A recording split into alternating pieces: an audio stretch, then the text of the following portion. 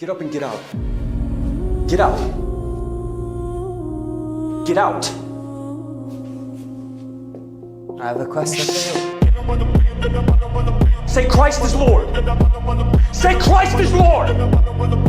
Say it. You say Christ is Lord. Get out. Get out. Christ is Lord.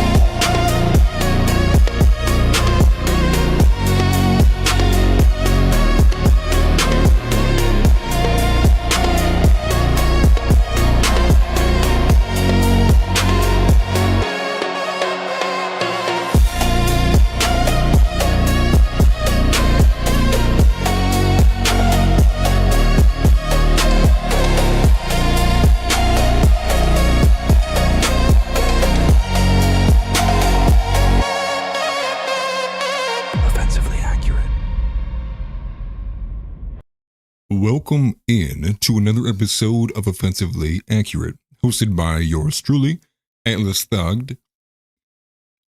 Lovely day to be joining you guys today on another Monday to begin the news cycle. We have a lot going on, and yes, it all does revolve around Israel. The usual. A couple of announcements I want to get through before we actually get into the show. We have a lot to get into for the show. Is first and foremost, congratulations to us, I should say, for Nav launching this last Sunday. If you guys didn't catch it, I definitely recommend you going out and watching that episode. Nav is a new American vision, which I'm sure many of you who are in here are already familiar with, but it is a new decentralized network I am going to be putting a lot of work into to compete against the Daily Wire and many other of the same usual actors. That's kind of the goal there. There's a lot of refining to be done, but we did soft launch it with the founders. Thank you, Tix. Tix is putting in some of the affiliate links there as well. You can go directly to the page on X and YouTube. I do appreciate you for that, brother. Thank you. And we have some couple of shows we're working on that we're going to start to build out. I think that's going to be the beginning process, is getting some of these creators in the right spot that they need to be and figuring out who's going to be best fitting where, and also the scheduling as well too. And also what kind of pulls us back a little bit from that is the fact that some guys still are working regular day jobs. And so trust me, I was just there a few months ago. I understand how hard it is to do both at the same time. And the way it's looking for me right now, I might have to start looking job hunting. Just kidding, hoping that hopefully it doesn't happen. And then correction has to be issued. I'm going to issue that at the beginning. If any of you watched the video I posted earlier today, it is already outdated. And not even, I guess, a correction I should issue, but in the time I was editing the video, which literally took less than 2 hours, Tim had quote tweeted his own post about the announcement, letting people know that actually, no, it's canceled. So Tim Pool and Nick Fuentes will not be meeting this Tuesday on Timcast IRL. It looks like Nick had to reschedule. So it looks like Nick was the one who had canceled. The way that Tim had left the post off makes me think that they will potentially try again in the future. And I'm here for it. I feel like this will be the only one of the bunch out of these videos, or out of these, I should say, these platforms he's going on to, that might give us something that would be very spicy.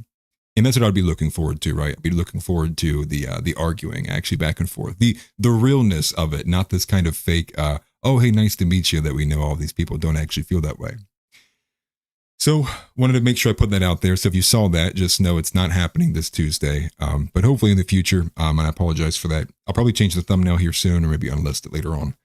Who knows? And then last but not least, birthday wishes to my mother, who is a huge help, and actually the entire reason I'm able to even put out videos in the morning, because she does help take care of my daughter. And it was her birthday this last Sunday, October 19th. So big birthday wishes to Mom. So happy birthday, Mom. I'm sure she's watching. If she's not, she'll watch it later on. And back into the news, though. That's the housekeeping taken care of. In terms of the news, we have a lot, and literally almost all of it does pertain to some element of Israel. We have a scandal in California we'll be taking a closer and deep dive into as it pertains to how the rest of the nation looks as it pertains to these sexual predatory elements that exist in schools, in public schooling at large. There's a major one that's blowing up in California. Parents are actually suing the school on grounds of covering up. In that same breath, there's also another one blowing up in Texas. And this is again along the same lines of this extreme degeneracy we are seeing across the board. And it's showing its face in more ways than one, but we'll also have a little bit of a discussion on public schooling. We have the usual, we have community submissions, we have Gay of the Day, we have the White House celebrating Diwali, or whatever that is, first Indian president. And thank you guys for the birthday wishes. I appreciate that. So with that, we're going to have a very offensively accurate day. So let's get to it. Straight through, offensively accurate, that's the view.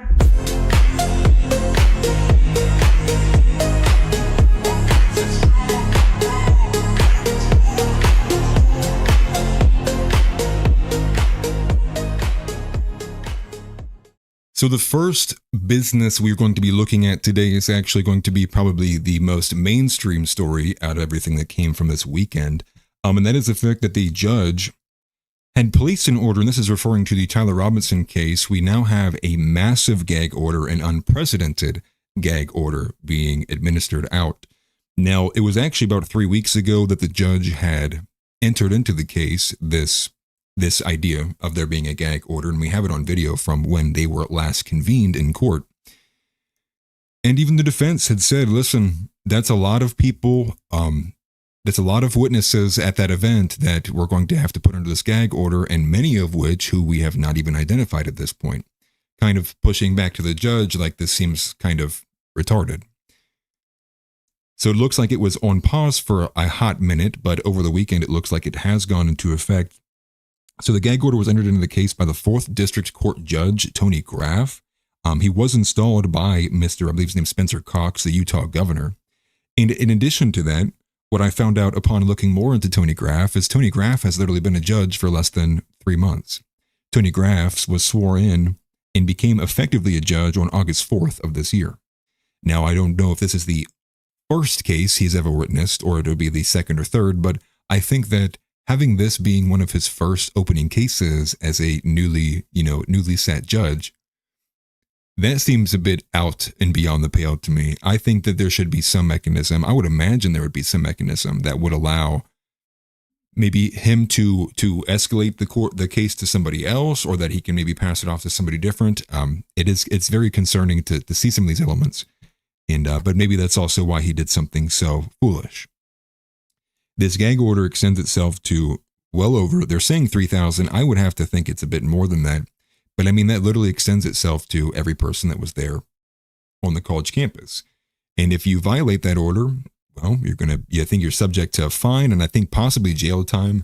I can't imagine they would pursue that in cases where people would say like, hey, I had no idea this was a thing. Like, nobody contacted me. But they did add a caveat in there, like, as both the prosecution and the defense is aware of who these witnesses are, they need to make it expedient to get that information out to them that they are being placed under a gag order. So, here's the reasoning. The judge says that the reasoning for this gag order is, no joke, to help mitigate against the pre-trial publicity. You have to be retarded to think that that meant anything. And the idea is, well, not only does the entire nation know about what's going on in this case, it's almost under scrutiny every day by some of the biggest politicos in the space, that it's also like international news, right? Obviously, other countries have been affected by this, largely because of who a lot of people think the perpetrator of the assassination is, which is Israel. And to me, I just find it falls flat on its face. I think maybe you could chalk this up to the judge just being new and not really knowing like to the full extent of how these things are supposed to take place. If anything, this gag order has now brought more attention back onto the case, because now I'm familiar with who the judge is. Now I'm familiar with who the defense attorney is. Now I'm familiar with a massive woman, by the way. Now I'm familiar with like who more of these people are. You're making me look at the case more because it's very unprecedented. Now, there are a few people who are making notes of the fact of how a lot of these major public trials have been using gag orders. And I think most specifically, everybody can think of Donald Trump. And when everybody thinks of when Donald Trump was being put with gag orders, well, I think it's very clear. The reason why he was being put under gag orders was so they could better control the narrative. If Trump himself and his attorney team is no longer able to actually speak to the media is basically able to run with whatever they want till the gag order is released. And that seems to be partly what is going on here. Now, The reality is this isn't happening in a vacuum. This is happening in a long line of nonsensical things going on. And I think that is what makes you go, okay, what are we supposed to make of this? And I think that's what kind of underpins a lot of these stories, especially as we get to Israel and some of the smaller ones. It's how they build up. It's how maybe if they were by themselves, it would be one thing. But it's not one thing. It's a continual line of things where you have to have a level of faith to believe, oh, it's coincidence, or have a level of belief in it almost. You almost have to be religious with some of these things because there is such a lack of trust. But that is the opening news of it. And the reason why it actually went a bit further than that was because Candace Owens herself had tweeted that she was going to violate the gag order on behalf of everybody. Now, it seems that some people were confused by what she had meant here. Let me actually switch it over for you guys. This is just my bookmarks. But I'll pull up the Candace tweet. Should have had it in the outline. I apologize. But Candace Owens makes this tweet that she's going to violate everyone's gag orders on behalf of everybody. It's this one right here. So it already has almost 7 million views. It's at 6.5 right now. So she says, don't worry about the gag order. I plan to violate it on the world's behalf. And, you know, the usual people run around with it, right? And it's kind of wild because Misfit Patriot and the rest of the Israel Defense Force that works their Twitter fingers constantly, they quoted her and constantly attacked her and said, Candace isn't under a gag order. Not understanding the point she was making. This is something that's been said before from other politicals who had inside information when a gag order was released, was like, I'm going to violate the gag order for you guys. They're trying to get some easy wins and act like Candace is dumb. And I do think that she's not the brightest in the bunch, but I think that they're running a little bit too much with that. I think they made themselves look even stupider, to be honest with you. So that's where this is going. Obviously, and like I had said, more people are paying deeper attention into the news cycle here. And this is also in line here. Now, what you'll see here is Sam Parker, which I've only explored on the surface level. I'm actually waiting for more to come out instead of reading through some of these very cryptic Twitter threads. And no shade whatsoever. I know they do good work over there. But the through line with this is we had with Baron Coleman, I think the last time I streamed, which was on Friday, which is this guy who was covering a story. And what he's doing is he's looking at all these search results from some of these very unique terms that it would be relevant to the Charlie Kirk assassination case.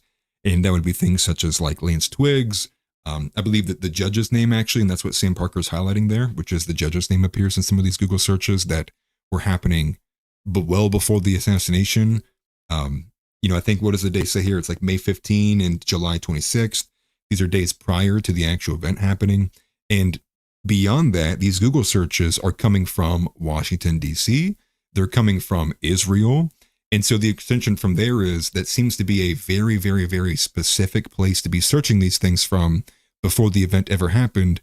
And I think in there, some of these search terms are like Lance Twiggs. I think one of the search terms was the name of the flight that everybody had been paying attention to, which was like EH8M88 or something like that.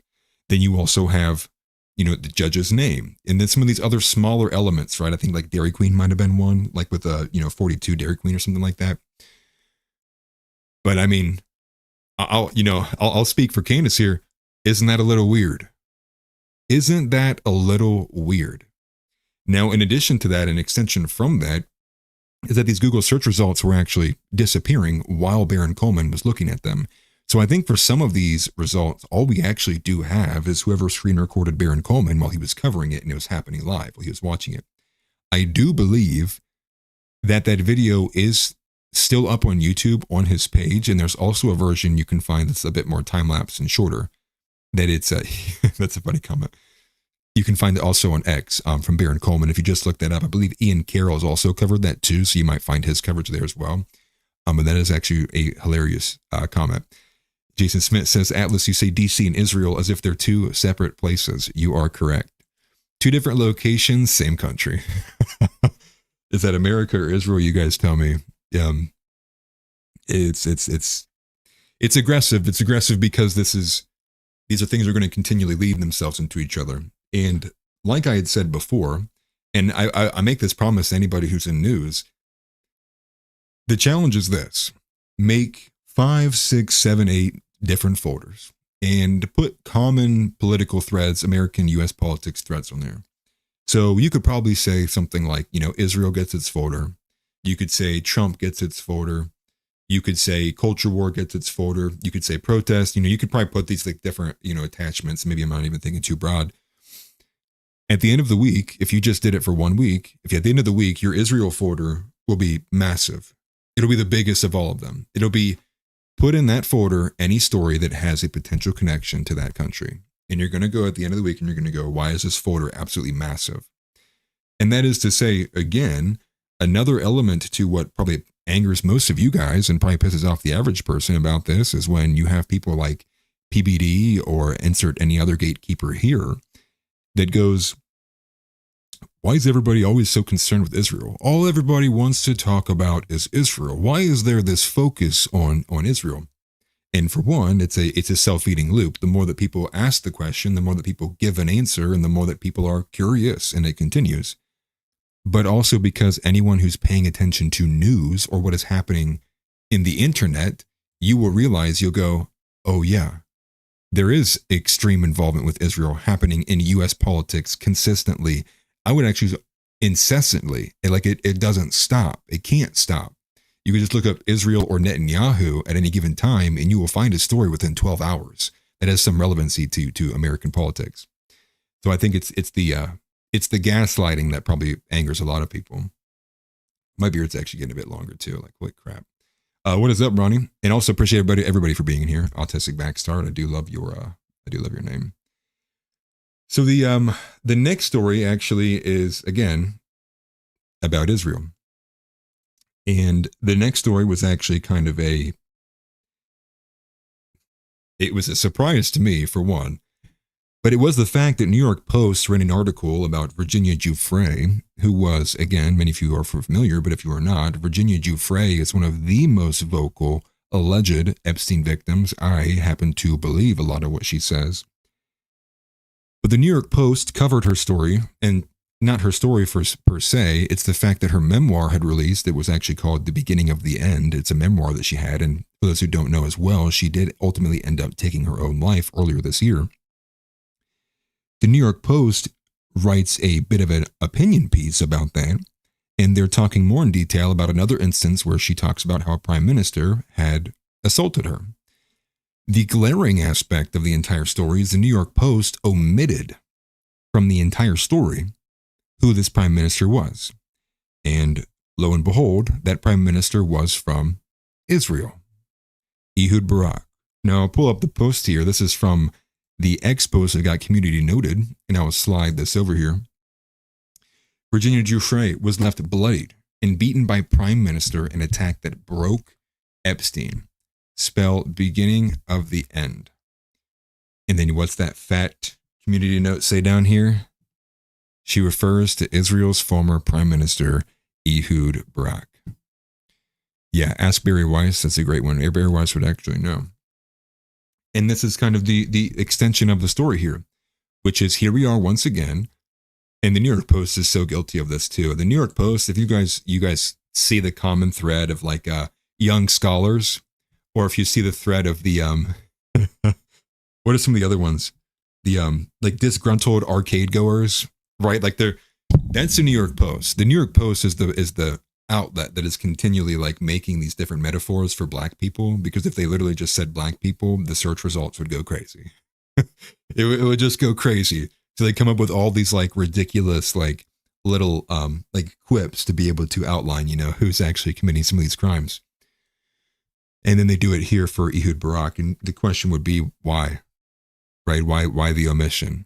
Why the omission, especially when it is clearly so obvious and it would be so easily look upable. And again, this is another story where with Virginia Giuffre, if you had followed it at all through this year from around January, was you had this weird medical instance where she almost died in the hospital. You also had a further instance from that. I forget which one happened first. She was hit by a bus, and then she eventually takes her own life. And she takes her life around the time when the Epstein files is in like the mainstream, right? It's in the sphere of influence. People are paying attention to it. Trump is getting smeared and drugged for it. Kash Patel is being made fun of for it. Dan Bongino is, this is when Dan Bongino is like threatening to quit over it, right? This is at like the peak of it, and happened like shortly just before then. Like in that matrix, it kind of went on and it's still ongoing to this day. And now this. And it everything with Virginia Giuffre chalks itself up to looking like, from the outside looking in, and if I'm not giving the benefit of the doubt to the government or an intelligence agency, it looks like they were clearly trying to silence Virginia Giuffre. And it looks like this, the New York Post, this is free promotion. This is free promo. If they had just done this story normally, it probably would have got it wouldn't have got 16 million views. But it becomes more of a story because the story becomes, look at these journalists lying. Hey, look again. Look once more at this mainstream publication in the year of our Lord 2025, omitting majorly important and relevant details. And the question becomes, why? Why this continual pattern of omission? Why this continual pattern of what feels like protection of a foreign country the closer anybody gets to Epstein? I think the answer there is self-evident, to be quite honest with you. And then Gen X Girl came with the receipts. This is an account I would heavily recommend everyone following who is not already. This is Gen X Girl, and I zoomed out, I apologize. She does great work. Ian Carroll cites her all the time. I know I bring up Ian Carroll constantly, but I do like Ian. Ian's very well researched, even if I disagree with like his leftist opinions. But here you have this. So she brings the receipts here. So on October 15th, 2025, the former Israel Prime Minister Ehud Barak writes an op-ed in Time magazine about Trump titled "The Leader Israel Needed." You can see that here's what this photo is by Ehud Barak down there. And what you see down here, 10/19/25, Fox News admits the name of the Prime Minister that left Virginia Giuffre bloodied and beaten. And then the next day, X users correct Fox's title, adding that it was Israel's Prime Minister Ehud Barak. And the thing is, in addition to that, is Ehud Barak is not like this is the first time he is being name dropped in relation to this. Ehud Barak specifically has been, I believe he was the one who flew with Epstein like 30 times. He is the one who is also in connection with a lot of these released emails in coordination. And that goes extending itself to Peter Thiel. When there was a lot of these meetings going on, that also extends itself to Elon Musk and Steve Bannon. And a lot of these individuals that have been seen in these released emails that have been coming out that are showing a lot of the inside and the detailings of what goes on with Epstein and who they were looking at targeting, who they were looking at bringing into their little network that they have. Hesitate to say little, who knows how widespread it is, to be honest. But it is a bit depressing. It is very depressing. Larry Ellison's another good one. That is another good one. It's very depressing because, when you look at it and if you take this for what it is, in my opinion, it feels like to me, she probably had the hope squeezed out of her based off of some of the positioning. She probably maybe even got private conversations from some of these higher ups. And they told her, hey, listen, you're never going to get justice for Epstein, but we'll make sure we'll protect you and you can live the rest of your life. You're just never going to get the truth out there. And maybe that wasn't good enough. Maybe she felt like that she was always going to be painted as some kind of liar. Crying wolf. Try not to put myself in those shoes of a very probably abused individual, a psychologically abused individual, somebody who had been, involved in that stuff at an early age, 14, 15 years old. And she probably was broken to a certain degree, right, with the mentality. And so I imagine that probably definitely played a role into it. In terms of how this continually extends into Israel, that obviously is another huge story. I think what is circulating around most of what we have with all things Israel right now as it relates to contemporary and current events would be the fact that the ceasefire is seemingly hanging on by a thread. And, when I looked into the fact that, Hamas violated the ceasefire, and then it turns out, no, they were lying, actually. Israel violated the ceasefire. And then you find out that the U.S., the Trump administration, is responding to these things like in 30 minutes. They're responding to these things in a matter of a couple of hours. Like they're on the ball.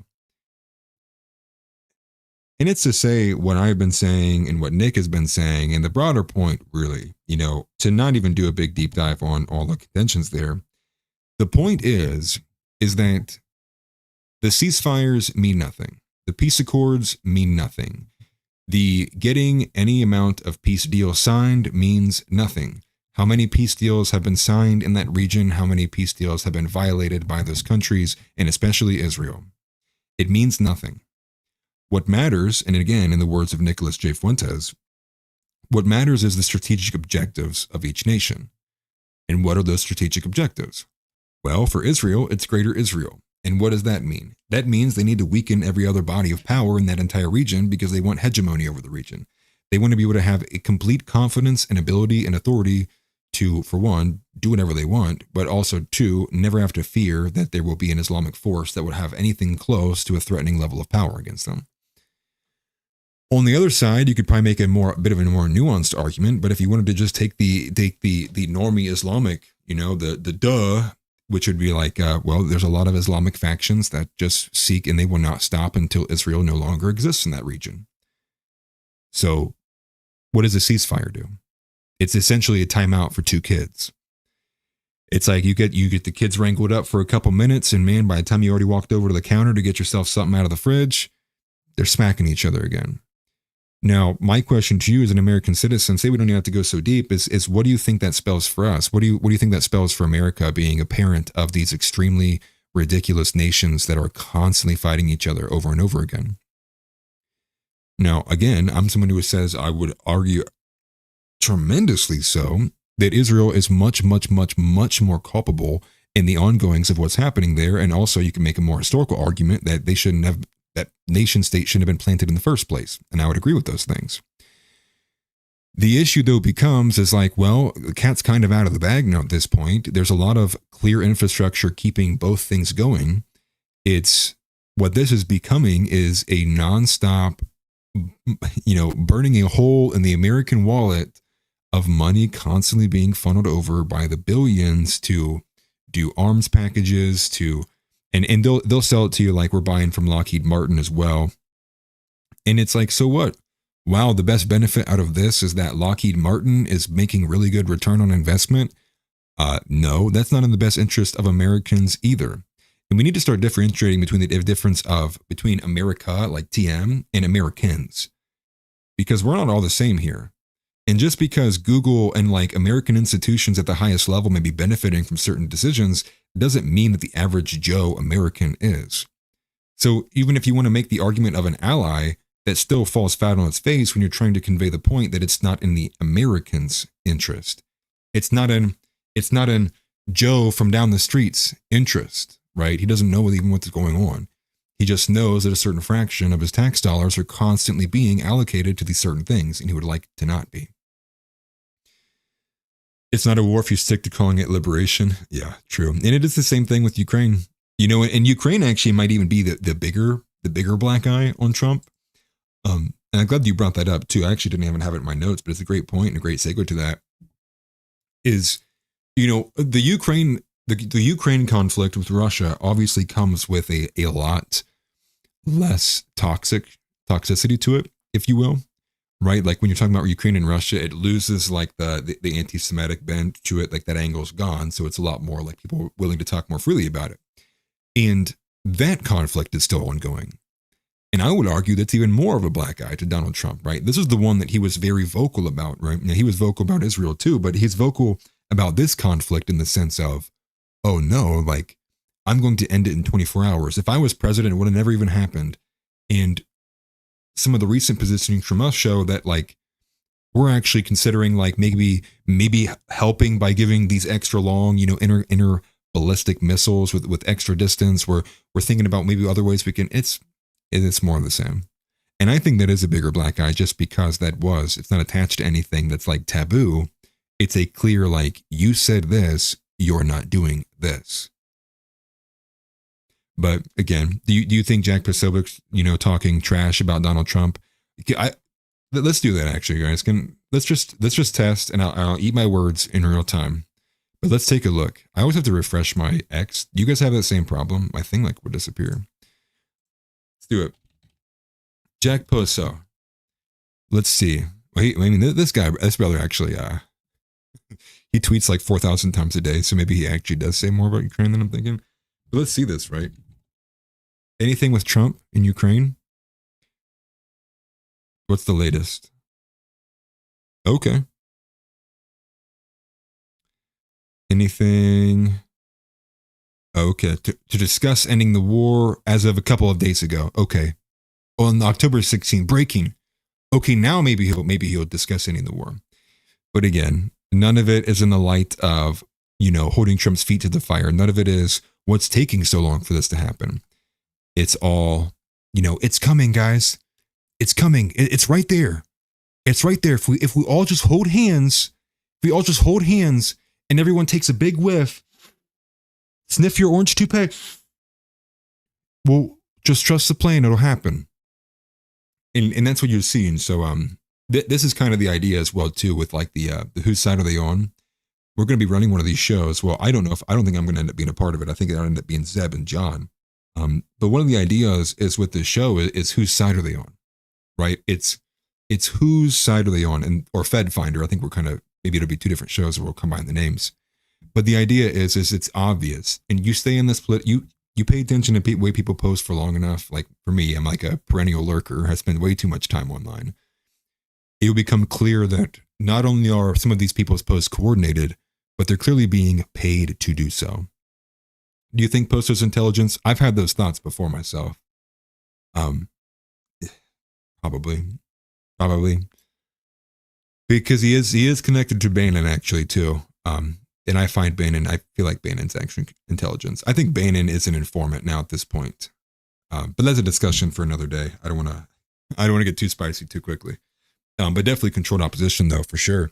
And the question is, it's like he's clearly being paid and being propped up by some, whether it's the Trump administration itself or some third-party organization facilitating money for the Trump administration. It's clear him, along with many others, are here to continually propagate for the administration. Like, and you could throw Cat Turd in there as well. DC Drano is another one, lives of TikTok. You guys know it's like there's a very consistent matrix that does that. White hats is another good term for that. I need to get better at my terminology too, man. I feel retarded sometimes. But just to show you like this major disparity between the two, and neither of them have been getting stopped. And to think, while all of this is going on, right? So we have the potential that Ukraine's still ongoing, and that can escalate. It always has the potential to escalate. We have what may possibly be a fallback, with the peace negotiations falling apart with Israel and Hamas. Now it looks like it's part and parcel right now, but we'll have another story we'll get into with that. And then we're waging war on Venezuela. So it's like, this is the no new wars president. This is the peace president, golden age. And now now America's about to be on its third front, with boots on the ground. And I've said this multiple times, right? 10,000 troops already in the Caribbean. And that story is all BS. I mean, that almost seems like payback to just get at Maduro, because Maduro constantly dumps on the Trump administration for being so pro-Israel. And obviously, it's once again the parallels there with the intelligence agencies. Back in May, there's no evidence that Maduro is with Tren de Aragua. There's no evidence that Maduro is connected to Children of the Sun. There's nothing. It's all circumstantial. There's no hard evidence. And no, Trump administration says, actually, no, we're saying that he does. The intelligence agencies go, what? And then just like Tulsi Gabbard did with Iran, Tulsi Gabbard does it again, flips. Oh, okay, yeah, no, I actually agree. I agree with the assessments that are being made from the Trump administration. It's like, dude, wasn't the whole point of people like wanting you in there, Tulsi, was because you would be like such a very individualistic voice like RFK, where you would, when the time was needed, maybe you would oppose Trump on some of these more left-wing grounds. Nope, she's going right along with it. What are we doing? Mrs. Rogue, Mrs. X-Woman, right? She wears that stupid gray haircut. It does look kind of cool, don't get me wrong. But the upkeep on it's probably got to be annoying. I think it's Rogue, right, from X-Men, who has that, right? The gray line in her hair. I'm getting old, guys. I'm getting way too old. And it's just overall, it's it becomes to be a bit overwhelming, and I mean, even on surface, I think there's a lot of easy memes and jokes you can make about this, but it's not looking good. And I don't think anyone would argue that the domestic side of things is getting any better, right? Like we're all getting so unified as a country on the inside, right? Well, at least, you know, the rest of the world might be on flames, but at least we're all good here in America. It's like, bro, we couldn't be any worse. We could not be any worse, man. Right, with the gag order on Charlie Kirk, like, you know, tensions are extremely high. There's another viral video. I don't have it in the outline, but there was like a teacher somewhere, right? And I'm sure you guys saw this. It was so viral. She's like making fun of, she's like shaking her neck. You know, she's mimicking the fact that Kirk got shot in his neck. These people are disgusting, dude. Absolutely disgusting human beings. And that's a great segue to get into the next part. For those curious too, the Gay of the Day and the community submission will be further along in the story. I want to get through a couple of these bigger pieces before I move on to some of the smaller items.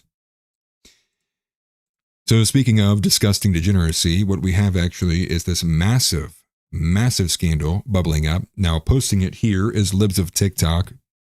Now, we'll watch the video here in a second.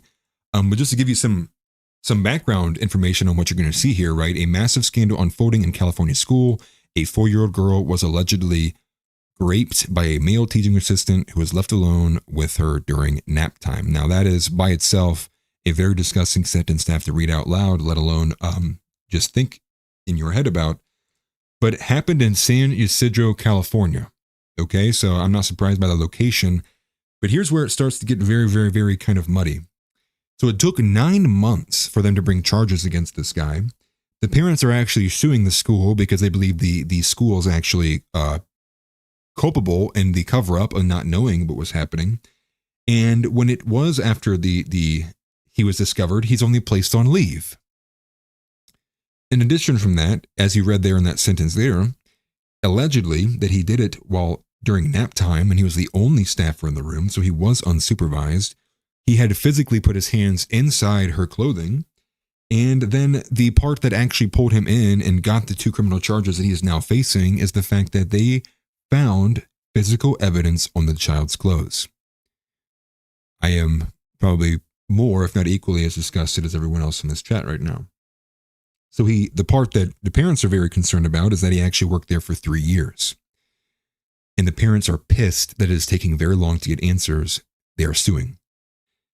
So before we get to the video, an element here is that some of the parents are, for one, disturbed, but 2, very angry because the way that the school has basically treated this case from the beginning to where it is now, I mean, they're wanting to pull their kids out left and right. And he was there for 3 years. So now there's a question of, did this happen more than once? Were there other people that were involved? Was this the first time? And when you feel like you're not getting answers from the school, I mean, you get irritated. And to make things even worse, actually, to go above and beyond that, the way the school is addressing it, it's like, well, you know, it was just like this. It was like this minor, like, you know, safety incident thing that we're worrying about. You guys are making it a big deal. No joke. They are like trying to downplay the level of this. And I repeat to you again, a 4-year-old dude that was assaulted and violated. 4 years old. We're talking preschool. Like, this isn't even kindergarten. This is preschool. So the video that we do have, the one that we are going to pull up here, is actually part of some of the parents speaking out. And this actually is the clip that got people even more pissed out. And a former student is actually speaking out during this period of time, sharing her own story of abuse in the exact same school district. Now you're going to see there's a pattern here, which is we're going to be talking about public school in general here in a sense, but I'm going to go to this video. We're going to take a listen. This is about 3 minutes long, but again, it doesn't address who the student is, but this is her speaking out in the same school district, and it's going to be the same usual that you get from these school board meetings where they're all fat and lazy and they just tell you to shut up and they take your time and they mute you. But here it is.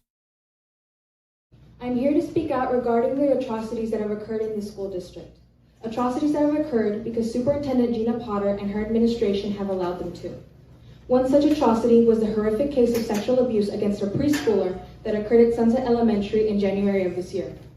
Superintendent Potter, her board, and her administration were aware of this case, yet she ignored her legal obligation to notify parents, as the perpetrator was hired to work at all school sites. It wasn't until September where only parents of the affected classroom at Sunset were notified, quite vaguely, and did not have their questions answered. Later, it was only until parents from the community came to speak out on what had occurred in a public board meeting that Dr. Potter released a vague, lackluster statement on the matter, misleading parents, labeling a case of sexual abuse against a minor as a mere school safety incident. The fact that you thought that you could hide this from parents for 8 months and then deliberately mislead us is one of the many clear examples showing the low regard in which you hold our community's intellect. That's insulting and repulsive. The same was done when I was harassed by a substitute teacher as an 8th grader at Sims, a grown man who asked that I meet him outside of school. I was 13 and terrified of what that teacher could do and questioned whether I was safe in school at all. No proper measures were taken in this alarming case beyond him not returning to my school site. It was then that I lost all trust in the district superintendent and her administration. However, I would like to thank my teacher, Mr. Alkus, for supporting my mother and I during this incident. He's a truly wonderful science teacher. There is another case in which a different substitute teacher who was hired by the district for 30 years also sexually harassed students. Dr. Potter has done absolutely nothing to stop this type of abuse from occurring, but gave us insincere sympathy, allowing it to continue. In all of these cases, Superintendent Potter and the San Ysidro School District Board didn't want to deal with all the necessary changes it would bring to this district, and didn't want to deal with such a mark on their reputation. However, ignoring and worse, hiding these acts from families who only want to protect their children is appalling and even downright complicit. Now, Dix makes a great point here. And this is what I had said I led into this with, which is this is the status quo. How many times, whether it's even just Alex Stein, right? And Alex Stein, he can take things a little too far, but he still has some good pieces. And think about, any other like father, right? Like the Loudoun County incident. Think about any other, mother addressing like these certain books in their school. Think about, a father who's approaching like, hey, this, and it's the same reaction. It is the same exact reaction. It's them sitting there, entirely unemotional. They're just like, they're chomping at the bit to be able to tell the person who's speaking to shut up. And then they're going to sit there and say like, no, it wasn't the case. And I think I'm there. I think I'm fully there. I think if you send your kids to public school, I think the parents are also guilty too. I think it's very clear now. Now I know I'm not trying to convict anybody who may be currently sending their kids to public school. I know many in here are probably more than well aware and are involved in their kids' lives. But it is to say, I think we are reaching the end of what we can. You can know what's happening and then let your kid go themselves. I think that's where I'm at, which is like, I'm going to have to figure out what I need to do to not, oh my gosh. Again? Oh my gosh. Dadsky again. Too much gray in here. That's funny. Dansky again, thank you very much, brother. I appreciate that. 50 more gifted. I might not even have enough subscribers for you to be in these out. Major thank you for that, for the gift memberships. Yeah, for anybody who has just recently received the gifted membership, you now have access to members only content, which I just started this past weekend. I made a short video covering some of the stuff I do with editing. I appreciate that very much, man. That's awesome. Thank you. That's amazing. Yeah, no, thank you. Pass it on, pay it forward, right? Thank you very much, Dadsky. That's 2 times in a row now. I'm gonna have to do something special for Dadsky here now at this point. He's forced my hand. He's forced my hand. He's got to rise to the top of the leaderboards now. Thank you very much, though. I do appreciate that. I can't tell you how much that means to me. And now I will be doing more members only content, and that gives me more of a reason to. And I think that takes me from like 50 some members to over 100 members. So that's pretty cool. That is very, very cool. Now more incentive to actually do members only content instead of feeling like I'm talking to myself. And Tix is in there sometimes too. Just kidding. I'm just messing. But again, I appreciate that very much. It means a lot to me, man. Thank you very much. Well, I guess we kind of did hit the boiling point there with what the teacher was talking about, or the former student was talking about there. But the point that I was going to draw here is there's actually multiple of these instances happening simultaneously. Both are getting very, very viral looks at them. This one more so because Libs of TikTok is pushing it, but then Libs of TikTok actually pushed the other one that's happening in Texas as well. And that is to say, you know, for the millionth time, this is us at the end of the rat utopia. And I think when you can see that very commonly, I mean, you guys see it all the time, right? You on X, and for an example, I saw a post the other day where it was a girl saying me and who, right? But it was a photo of a woman being kidnapped and tied up, you know, in what looks like to be like she's going to be, you know, physically like forcibly taken. Showing again the level of where, you know, what females are attracted to nowadays or anymore. And then you look at like what the libraries are producing and putting forward in terms of like female sexually explicit content. I think most people were kind of eyes open to that with 50 Shades of Grey, but it's gotten so much worse since then. I've seen some crazy videos about, you know, I saw one book. It was like how I got trapped in the labyrinth, but I fell in love with the Minotaur. And it's like a book about this woman who gets literally violently taken by this Minotaur. And then she just learns to love it. And like, you wouldn't believe how much of that fills the female, you know, library and how popular it is. But also, if it's not even just the public school teachers doing this stuff, and by the way, the guy's a non-white who assaulted these kids, I'm going to throw that in there. Not that it does matter. In addition to that, what have we also seen? Flying through the ranks, right? Just blowing up constantly with degeneracy revolving around sex. It's all these female teachers having sex with their students. It's all of these extremely like taboo, like I wouldn't even feel like they, you know, what's the rule? It's like what, rule 34 or whatever it is. Like if it exists, they make porn about it. But even that is like, that's beyond the pale level of taboo. It's like, you probably have some kind of something, you definitely do have something psychologically messed up with you. Like if that's what you're into. But if we're seeing it across the board, right? Whether it's in California or it's in Ohio or it's in Texas, it's just everywhere in the nation. And then they keep getting worse. Like the one I saw, I brought up the other day, like she like locked the classroom and then had the students run a train on her. Like what are we doing? And then go even a bit prior to that, right? You go a bit prior to that and you have, what was it? It was in Nashville, I think. It was the female cop who was married. And what is she doing? She's participating in gangbangs with the entire force.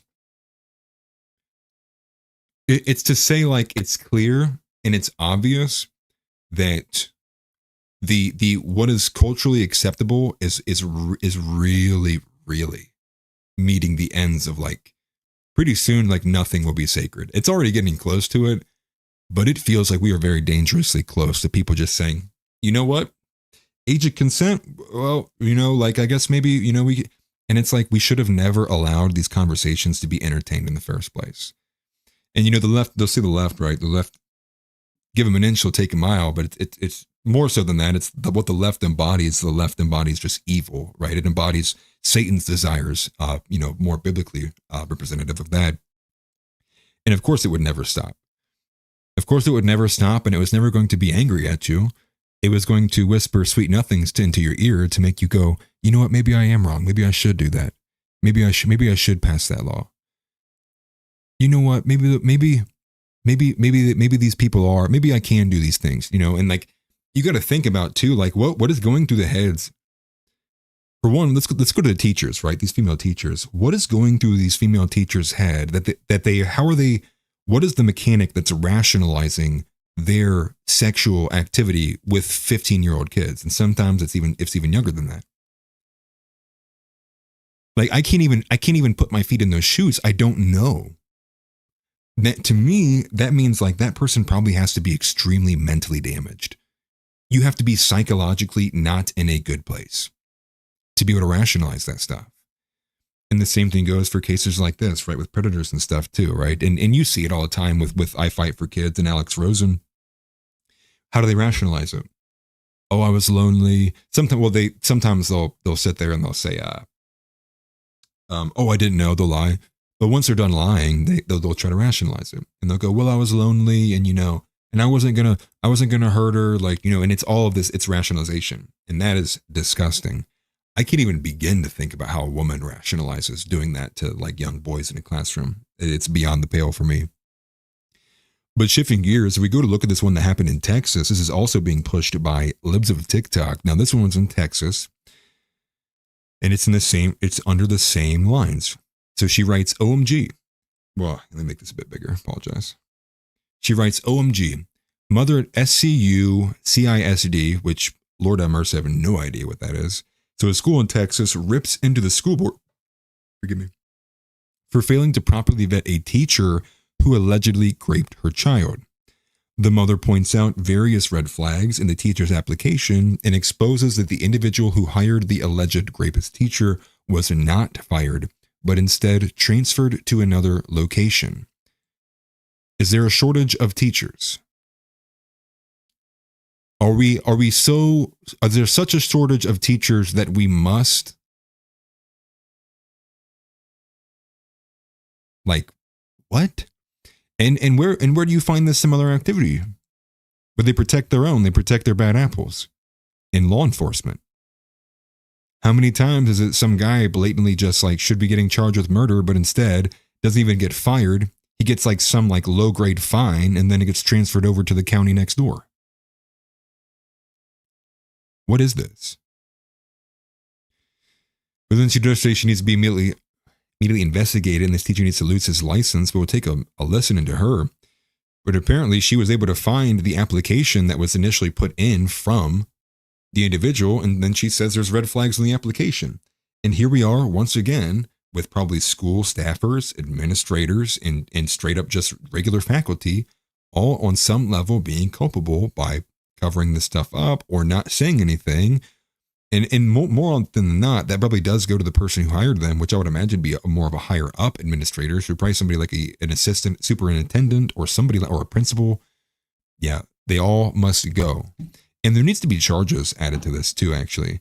Like, I think there needs to be specific charges on the books for like, if you are in a position of authority, and it probably should reflect like teachers, faculty, authority, like education or an educator, and you do something that puts a kid's health in jeopardy or in harm's way, and you know it, there needs to be like cover-up charges.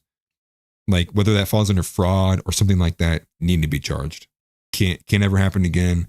They need your teaching license needs to be revoked. There needs to be like some like, bat signal gets sent out somewhere. It's like it stays up, and it's like this person can never be hired as a teacher ever again. You just can't. You just can't. It's not worth, and this is, I'll be honest with you, we'll watch this here in a second. It's not worth me trading my child's future in the hope that person's redeemed themselves. Now, as Christians, we do need to be in the sense of forgiveness. We need to be able to forgive people. But that doesn't mean that we systematically put forgiveness at the forefront and say fuck all to everything else. Well, see, I'm cussing. It's to say like there needs to be a pragmatic way of addressing these things. And yes, like the welfare of children matters more than giving this 38-year-old man a second chance. Period. That matters more. Now, he can get a second chance, but it doesn't need to be in that field. He can get a second chance if he spends the rest of his life never doing that again. And if he outlives his prison sentence and he can come back home and he follows the rules and he stays within the certain allotted locations, that's how he can repay. But if we as Christians are to go with what the Bible says, well, it'd be better we put a millstone around his neck and throw him into a river, and we never gave him a second chance. That's biblical. So, and that's another thing too. Capital punishment needs to come back into the forefront. That's what I was actually going to go with this too, and I'm glad I had that little note there. Capital punishment needs to not be held to such like these extreme cases. It needs to be like in the playbook for most of the judges. Now, it's a bad thing to say when you can't really trust most judges at all, as far as you can throw them. But capital punishment has to be brought back. It has to be brought back in the sense that it is a mechanic that is intimidating. It is fearful. It is terrifying. And if it starts happening more often, the average predator, the average criminal will start to have to really think twice about doing something so egregious that they immediately get the death penalty. Has to. Because otherwise we're just going to continue down this route. And the same thing with Irina Zaritsky, right? The guy who stabbed Irina he was given like 9, 10, 11-month extension before he ever has to convene back in court again. Why? Why? Because for one, they want to let the story die down, and because he's black. They want to give this black man the lightest sentence they possibly can because they are ideologically captured by this belief that everything in this world is racist and that black people can never not be victims. That guy needs capital punishment. Anything less than a life sentence it will be a miscarriage of justice, and even a life sentence leaves a bad taste in my mouth with that. Now, well, the thing is like, you could say whatever you want about the death penalty and all that, like, but it don't cost much with a rope. There's a lot of things that you can do. It don't cost much. We make it cost more by making that stupid cocktail and putting everybody on screen. It's like, you know what you should do? When the court's adjourned, kick him out into the steps. Give him back to the people. Maybe then people will stop behaving like these degenerates. But I'm sorry. I have a daughter that I'm telling you right now, it would test every ounce of my sanity if something happened to her. It would test every fabric of who I am as a human being if something like that happened to her. Have to bring back capital punishment.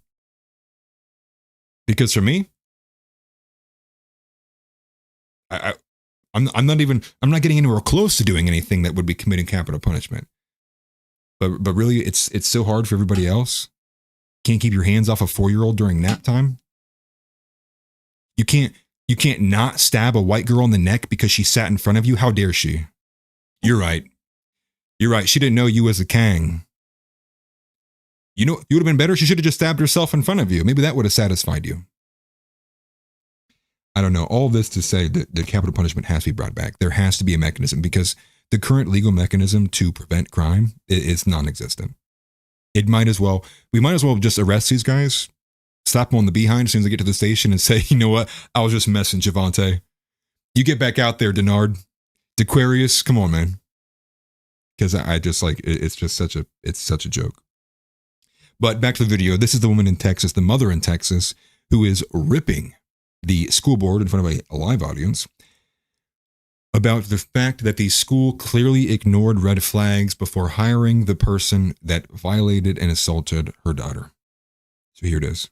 In May, I was up here asking that Assistant Principal Jenny Becca of Clemens, who hired my child's rapist, either resign or be fired. She was relocated to Steele High School, so clearly nobody thought that was a big deal.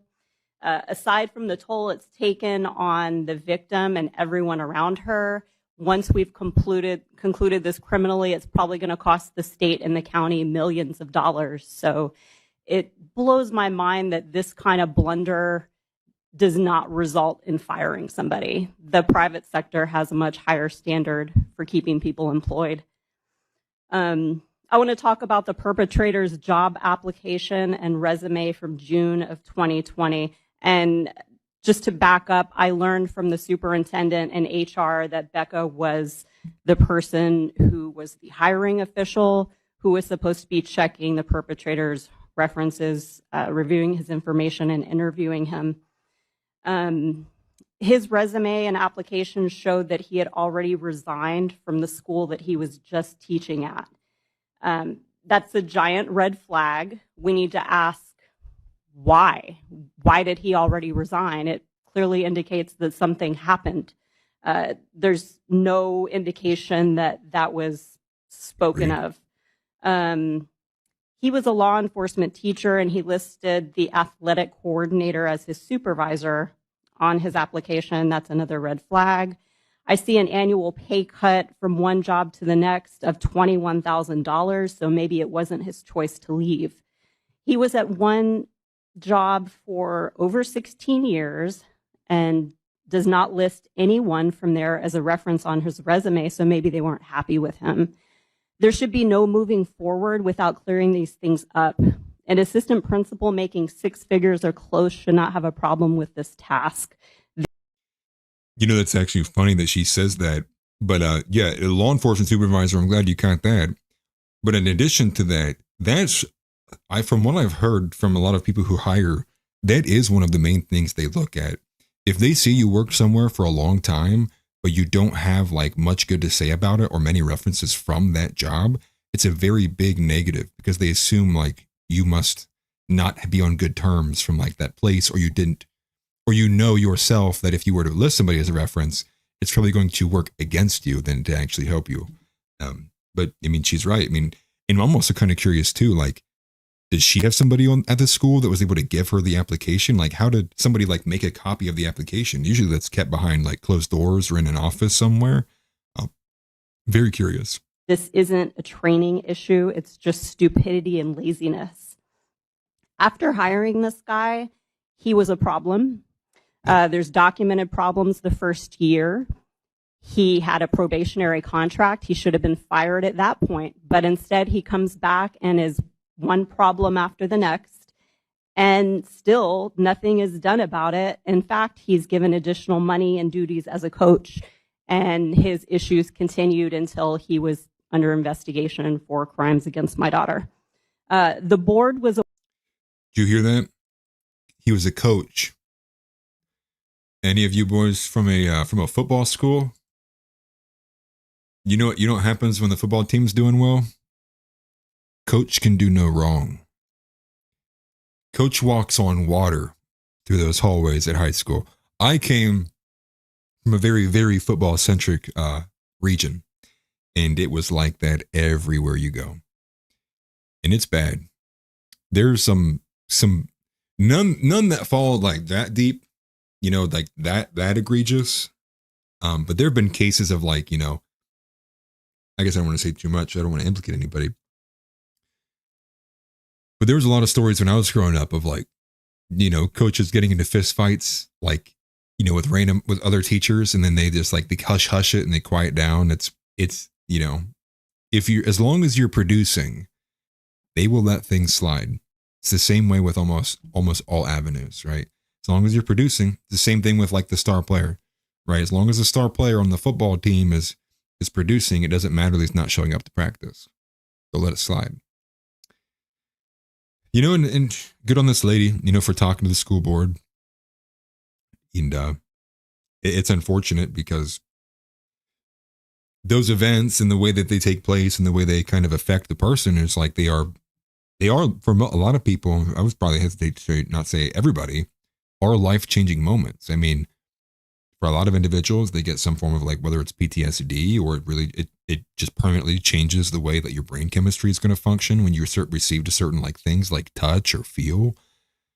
And it's dark. And like, you know, imagine like that happening to a girl at a young age, especially when like, you know, for me, one of like the biggest things like where I would like to do is help heal this divide between men and women and get us back on track to what it's like to be a good man and a good woman. And you have that going on, and it's like, dude, it's just like, the quickest way we can expedite you out of society, I will take it. Period. Yeah, future relationships as well. I mean, you know, it has a very lasting impression, and, you know, and women already have enough going on as it is in terms of, you know, making sure that they're not going to be too emotional. So I hate to make a joke about that, but the point being is like, that obviously doesn't help. And I find it disgusting. And I think good on any man who has taken justice into his own hands, because it's been required. It has ultimately been required. So, you know, shout out to Aaron Spencer running for sheriff there in Lenoka County. I hope he wins. And then we're getting to the worst one, and this one's starting to hit close to home. This is what I would imagine is going to go more viral, but maybe not, just based on the skin colors involved. I wonder what those are. This is another story. This is coming out of Ohio. And once again, This is young. We're talking like extremely young, right? So this isn't like, typically when you see these stories, you see like the 12, like it's like a 12 or 13 or 14, 15, sometimes like 11. That earlier story was with a preschool girl, 4-year-old preschool girl. This story is about 2 young Ohio kids being charged with attempted murder and rape after assaulting a 5-year-old girl. The suspect, ages 9 and 10, reportedly left the girl scalped and unrecognizable, which you can see on the right-hand side there. The Cuyahoga County Prosecutor's Office and the Cleveland Division of Police both declined to comment due to the sensitive nature of the case. Is that your neighborhood? That's funny, kind friends, because I used to live in Cuyahoga County myself. Well, I wonder why they declined to comment. Had this been a white girl had this happened to, and the perpetrators would have been white, you would have gotten some statement out here would have been like, this is entirely unacceptable. This behavior should never be tolerated, period, in our community. And nope. Nothing to say. Sorry. Due to the sensitive nature of the case, I can't say anything. Yeah. Well, let's talk about this. That the perpetrators aren't old men. They're not, they're not youthful nuns. They're not illegal immigrants.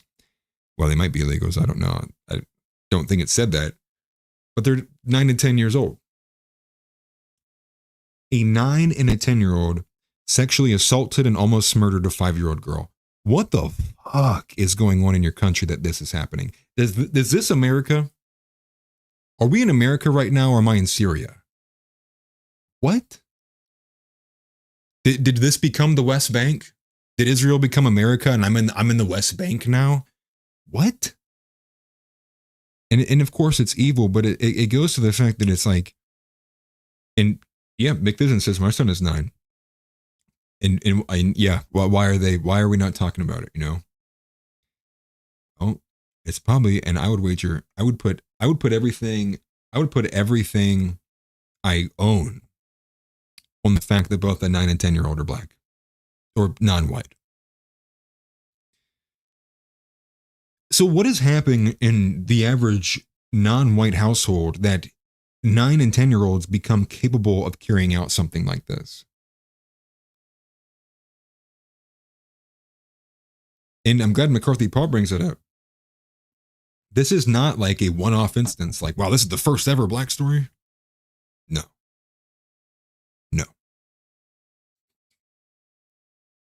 And you see it all the time. I mean, like, how many viral videos do you guys see of like, it'll be some like what looks to me like either like a 4 or 5 or 6-year-old young black boy, and he'll be talking to the police, and he's screaming the N-word, he's calling them pigs, he's got his pants sagging already, like his parents prepped him for his pants to sag, if he even has parents, maybe just his mom, and what does that produce? This has to be addressed, right? But how would you address fatherlessness in one specific community? Well, you would have to actually target the fathers in that community. But how do you do that and not be racist? Because that's what matters. The only thing that matters about this story actually is that at least no one is offended that anyone said anything racist. Because at the end of the day, she might have got her hair yanked from her head. She may have permanent damage. She may forever be on disrepair. But you know what? At least they weren't racist. It is insane. It's insane. It's very insane. Dadsky says non-white abuse at home and malnutrition cause IQ loss on top of a low bar for IQ. Right? And more than likely, probably like eating honey buns, getting a lot of caloric bloat, a lot of hollow calories. I mean, that's not good. That's obviously not good. I just, the environment and the demons around them. I mean, this is the point. This is the point. The point is we clearly, even if you didn't want to come as far as me and be like a race realist, right? Say for the sake of argument, I go, it's culture. What are we doing about it? What's happening right now? Has the Trump administration given out an executive order for black fathers to please return home? Hey, we understand you love the big white whales. Can you please stop Moby Dick hunting and please return to your children? No, because this doesn't work that way. But that's clearly an obvious major element that's plaguing our society. And this is kind of the point too with what we talked about with NAV, right, with the New American Vision, is we need to start setting the narrative. Instead of me reacting to all of the gatekeepers, how about the gatekeepers react to New American Vision? How about we put forward like a multiple pronged front and go, hey, why isn't family court been addressed? How do we have a national news story with Jeff Younger and his sons, and like we didn't get any major overhaul with family courts across the nation? How is it that we have shows like Maury and so many others? You're not the father. Do you need to see before there's a clear major broken nature in marriage, and that is clearly seeding, and it's consequential. It's seeding so many problems down the line. But it's the same reason why pastors don't talk about feminism at church. Can't do it. Can't do it. Can't do it. Can't do it. It said somewhere in the Bible, the Lord said that pastors should never talk about feminism. But the problem is downstream from the way that women behave, and it is downstream from the fact that we have acted like there's a 50-50 nature to us. And that is not the case. And people might think I'm being rude when I say these things, and the point being is I'm not being rude. It sounds bad to you, but the truth doesn't feel the best sometimes, right? The truth is typically something that people don't want to know. And the truth is that no, we are equal in terms of our value to God, in terms of our soul's value to God as entities of souls being burned into these physical beings that we have, these bodies. But we're not equal physically. And an extension from that is not every man is equal. Not even every man inside of their own races. Even if you were to check for they are the same race, they have the same hair color, they have the same height, they live in the same town, not equal. They're not. So we have to address these things, specifically family court. And family court specifically because we have boatloads of objective data that show that single father homes are almost statistically no different than two-parent households. But everybody knows that single mother homes basically spell the end for your child before they even turn 18. So we know that's a problem, but what would that require? Well, you could go one route. You could just ban moms from being single. You could make it a law, right? You'd be like, well, if he broke up with you, you have 7 days. You have 7 days to get another relationship, or we're taking your kids, right?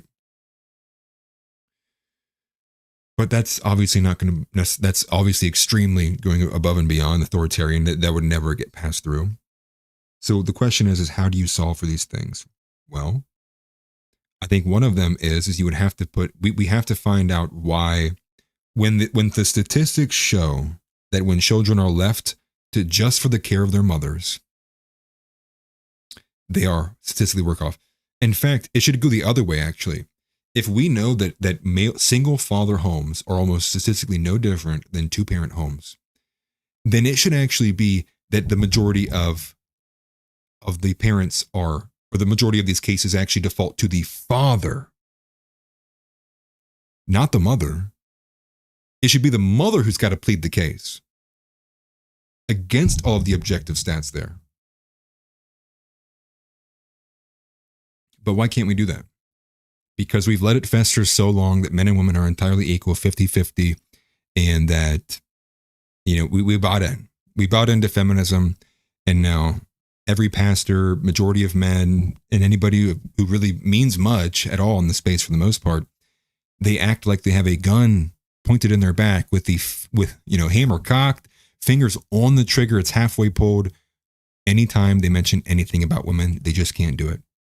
They just can't do it, and for a couple of reasons. One, they don't know how to do it, they can't articulate it, and they didn't have a grasp on their wife before they got into the marriage, and they let that fester. So now they are on uneven and unyoked ground with their own wife. They allowed that to happen. And now they'd have to work back 20, 30, 10, 15 years, whatever, however long they've been married. He'd have to work that back. And how do you think that marriage will stand up? It'll probably fall apart. They'll probably get divorced. The other reason is just to avoid headache. Some people just don't even want to talk about it as much as they might believe and feel that thing, and their marriage may be in good shape in terms of the male as the head of the household.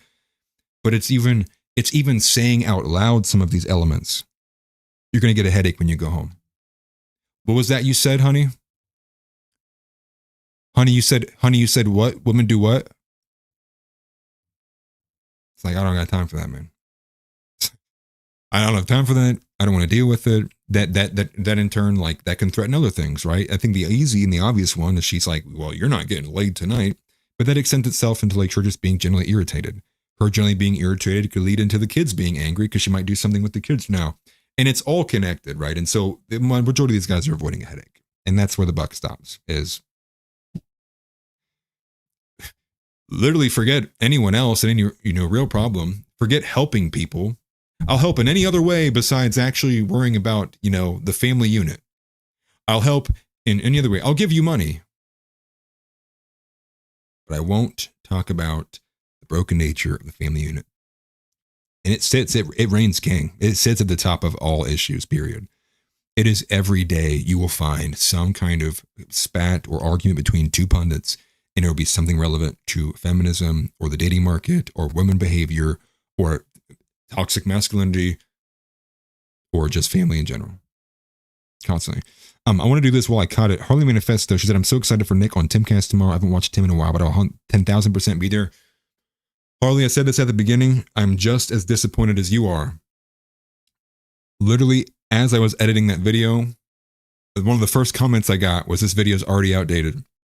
Literally shortly after I had posted that video that I put out earlier today, talking about them being together tomorrow, October 21st, Tim let it be known that Nick will not be able to make it. Thus, it has been canceled. It's already been replaced. I think the new guest is like Tony Ortiz. Sorry to get everybody excited for that. I am just as frustrated as you are that I even spent time making that video today. Yeah, we can't wait to see what the comments are saying once I get off of air, to be honest with you. You idiot, did you not pay attention?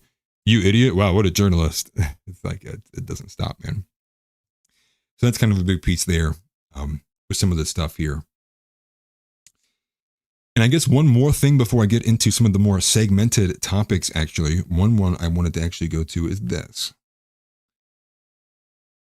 The White House celebrating Diwali, whatever that is. I don't even know what that is. It's from AF Post, and it's Indian or something, I guess. But it's the White House putting in a statement celebrating Diwali. And obviously it's news because this is America, not India. Diwali, and wishing every American celebrating Diwali abiding serenity, prosperity, and peace. Yep. That's what the founding fathers sacrificed for. They did all of this. They had their own children turn against them. They sacrificed entire marriages, had their wives turn them into the loyalist, all so India could be celebrated here in America. It's come full circle, guys. What a proud moment. Me as an American. What a beautiful moment in time to be a part of. But you've witnessed history. Oh my gosh, it just doesn't get any better. I don't have any further comments on that aren't going to be all racist. So, there's probably some good memes in there, to be honest, but I just wanted to let everybody know that that's what your White House is celebrating. So here's the featured story of the day. Now, I actually kind of ranted and riffed a little bit too long. So we're going to kind of speed run this. The story is this. An American journalist by the name of Jasper Nathaniel is alleging that the IDF lured him into an ambush along with a few other farmers, as he is an American journalist covering Israel, Gaza, and the West Bank.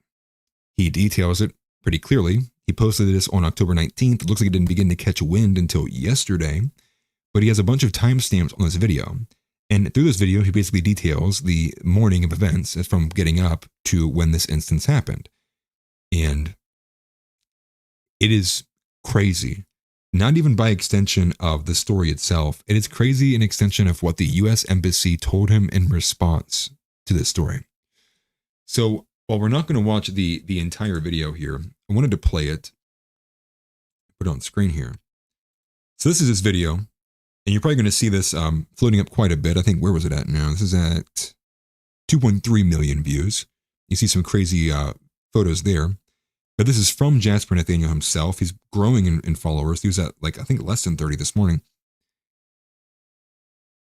And you can watch this video, and it's him just detailing from in the morning, right? They're getting together because they travel in caravans. They have to, because that's just the way it is. If they don't travel in caravans, basically that, you know, they'll get singled out, you know, because, you know, strength in numbers. Lord, I could not get that out.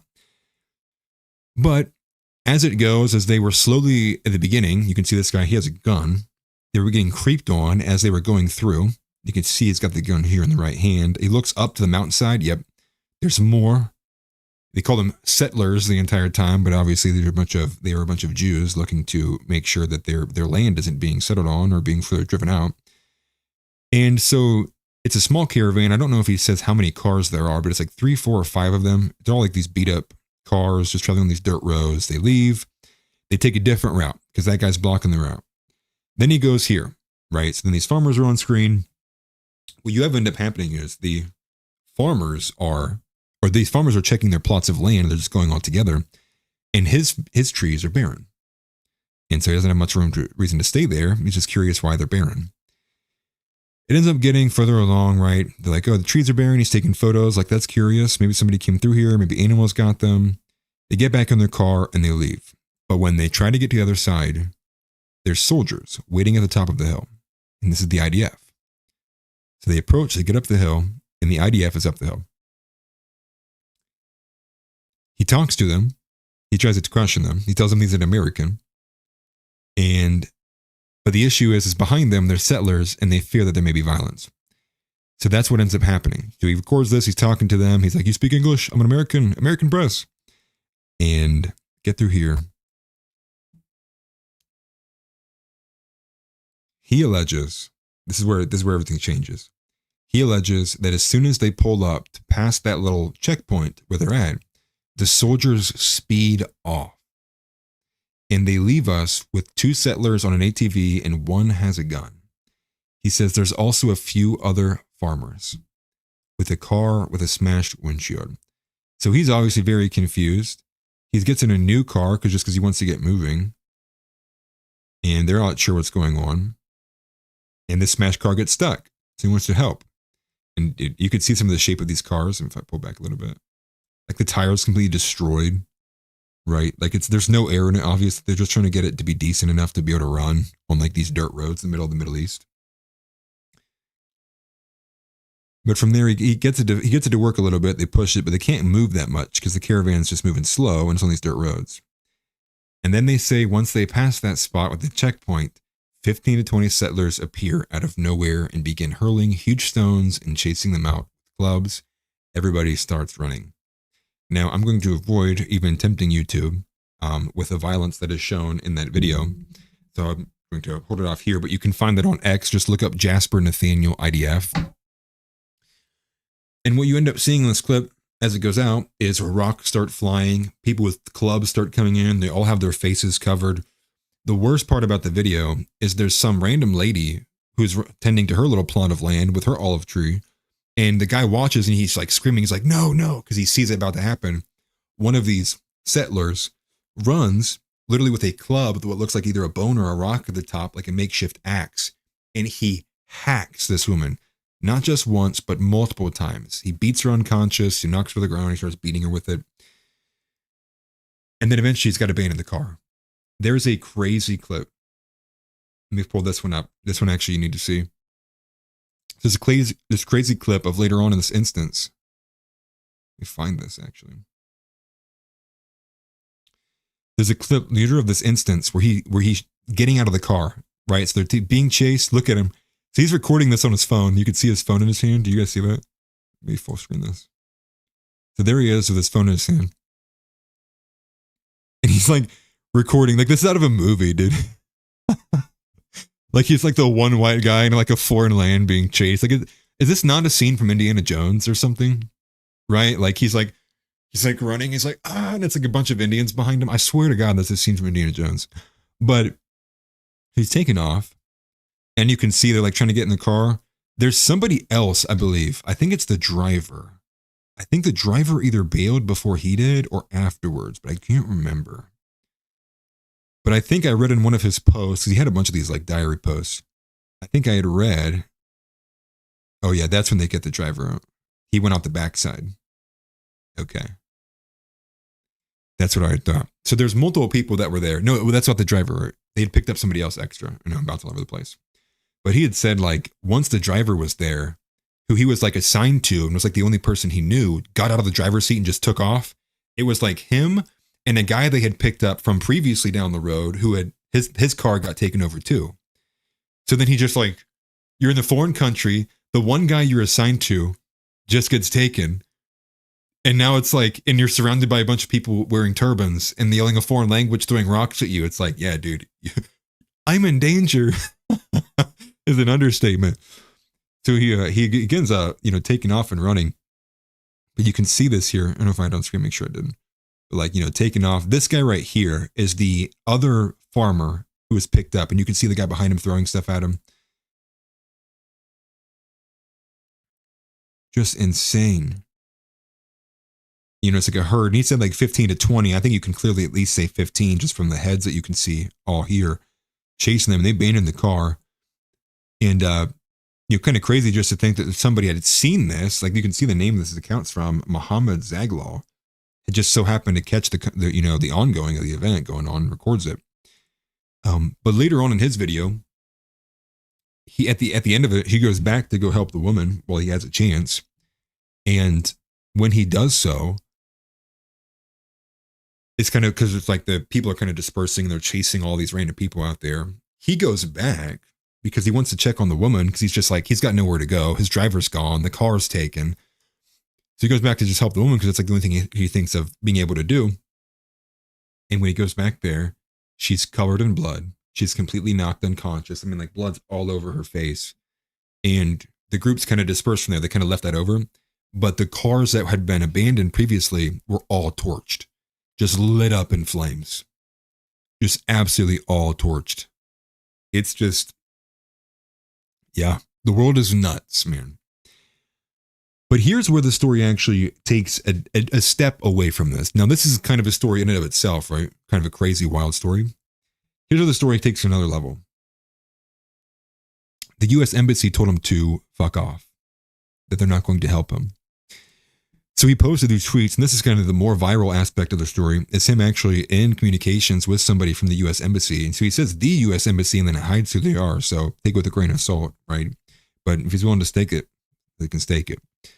He says that the U.S. Embassy said that no, they cannot protect him. So if you take a look at this text exchange, I'll move my face. He says, we've already told the Israelis that they plan to be out there again tomorrow. I'm friends with the mayor, Lafi, but then again, we told the Israelis yesterday that the villagers would be out there today. He said, we need American protection. We are Americans. The embassy guy responds, unfortunately, we simply can't do that. Much as I might personally like to, we haven't got the manpower to protect the nearly 60,000 American Palestinians, and legally, we're not permitted. He responds, I'm an American tourist. Can you protect me?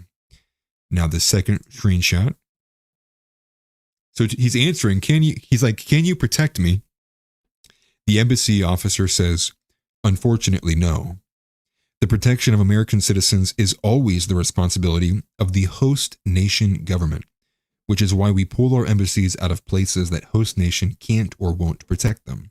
Syria, Iran, Yemen, Venezuela, etc. So then he writes, are you implying that the Israeli government will protect me and the other Americans here? I don't understand. The IDF led us directly into an ambush. He says that's what's supposed to happen. Yes. Now, I would imagine he sent that to the first message and like quickly before the other messages rolled in. But this is I I'm not gonna do it because I want my voice to crack. But you guys know that meme from Adventure Time where he's like, unacceptable. That's this. Unacceptable, dude. If Israel can't commit, like if the U.S. Embassy, like if this is the nature of the relationship here, then yeah, like for one, you're an idiot for going anyways. But two, that needs to be like spoken. That like as an American, you will not be protected. The U.S. Embassy will not be coming to your defense in there. And yeah, perhaps it will always be this way, but then it just needs to be known. Like it needs to be pushed out there. Like you are putting your life in danger. It is more in America's interest. It is more in the, I should say that.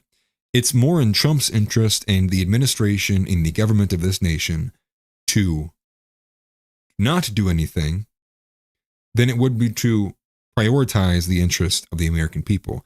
And I think what that would require would be if Israel's unwilling to commit to the protection of these tourists and they're getting attacked, then shouldn't we pull them? Shouldn't we pull our embassy out? Like what he just said about Syria, Iran, and Yemen, the host nations that are unwilling to do it. Not even that they can't or won't, but if Israel's not going to, doesn't that mean we need to pull our embassy out of Israel? Are we going to? Nope. And that is because it's in our government's best interest to maintain Israel as being the parasite that it is on this nation. And it is very American to think that somebody will rescue you. That is actually very true. And I mean, take it with a grain of salt. I mean, like, bro, this is like he's probably just he's like a left-wing journo, I would imagine. So he's probably like living life like it's a movie. Like everything to him is Hollywood. Just give him a grain of salt. You know, and truth be told, I'm very, very, thankful and lucky that he did survive. Because now we do have this story. Had he been killed, we would have never seen this. We would have never seen the text messages to the U.S. Embassy and their response to this. Why was their response not like now? To be fair, going back to the message, maybe there is more after that message there, and maybe once the embassy guy got wind of that, he was like, "Whoa, that's what happened! Oh my gosh! Like, dude, no, we need to figure out who is behind that." Now, if that was the response, cool, I'll take that. If it wasn't, then yeah, we're here at Nav on Sunday. I'm going to start the remove the American embassy from Israel petition. But it's not going to happen. It doesn't matter if you get the votes or you democratically elect it. Something, somehow, some way, something would happen that would move it back into Israel's favor. It's just the way it goes. It is just the way it goes. But then additionally, though, the IDF lied about it. And I'm not surprised at this at all. At all. And Jasper Nathaniel himself is the one who had posted this. He said this is a bald-faced lie by the IDF. They never showed up to the attack at all, let alone dispersed it. And it's because the IDF, writing themselves, they told the BBC the confrontation was dispersed after its forces arrived, and that it strongly condemns any form of violence by the settlers. He continues and says the settlers just ran away when they got close to the big crowd of Palestinians waiting at the bottom of the hill. Wow. The media lied. Breaking news.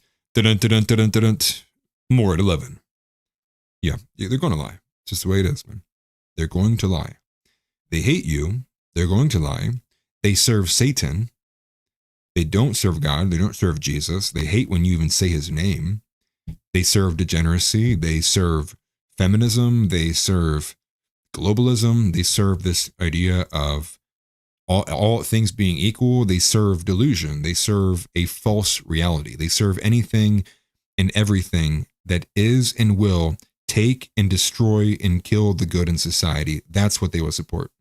Anything that could even if it could be the slightest bit of blemish on something good, they would do it. They must do it. No evil cannot be committed. Every evil must be seen through to its moral end. They have to. That is what the left is. That is what these journalists are. That is what these grifters are. As much as Israel is a parasite to America, journalists are a parasite to the culture. Just absolutely disgusting people. Are they subhuman? Discussion for another day, I guess. In other smaller news, before we get to the gay of the day, Jack Dorsey endorsed Thomas Massey for president. And I've seen multiple moves by Thomas Massey. It's looking like maybe we do have a contender to J.D. Vance's run in the primaries for 2028. But enough of that. We're going to be moving on to the gay of the day. And again, it's going to have more to do with Brandon Tatum and his constant glazing of Israel. The gay of the day.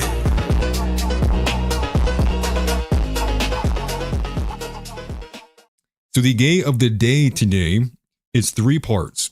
We have one piece from Brandon Tatum, we have one piece from Randy Fine, and we have one piece from Seth Dillon. And Seth Dillon is kvetching up a storm. That's the one I'm waiting to get to on that one. I can't stand Seth Dillon. I can't stand the Babylon Bee. I can't stand the Jews that run that thing, dude. They are constantly trying to subvert Christianity. I would go so far as to think, I think Seth Dillon has a personal mission to hate Christianity. I think he would, there would be nothing would make him more happy than to see all Christianity subverted by feministic, non-denominational egalitarianism. Like that's his victory condition.